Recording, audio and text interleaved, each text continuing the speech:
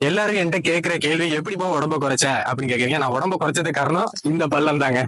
ஸ்ட்ரெயிட்டா அங்க இருந்து வண்டியில வந்துட்டு இருந்தேன். அதாவது நைட் டைம் பாத்தீங்கன்னா அந்த பள்ளத்துல தண்ணி நொம்பி இருந்துச்சு. நொம்பி இருக்கும் போது அப்படியே ஸ்ட்ரெயிட் ரோடு மாதிரியே எட்டில இருந்து பார்க்கும்போது தெரியும். அதாவது நான் விழுந்தது ஒரு இரவு 7 மணி அளவுல. இந்த பள்ளத்துல விழுந்த உடனே எனக்கு என்ன ஆச்சுன்னு பாத்தீங்கன்னா, இந்த வண்டி வந்து அந்த சைடு போயிட்டு வண்டியை விட்டு தனியா பறந்து வந்து இந்த இடத்துல இப்படி கையை வச்சுதான் விழுந்தேன். கையை வச்சு விழுவும் போது இந்த மடிக்கட்டு உடஞ்சிட்டு, நான் சொல்றது இந்த கையில ஷோல்டர்லயும் எலும்பு உடஞ்சிட்டு மண்டை போய் கீழே அடிபட்டு இந்த சைஸ்ல ஒரு கல்லுங்க உள்ள மாட்டி ரத்தம் போய் அந்த அளவு ரொம்ப கஷ்டப்பட்டுட்டேன்.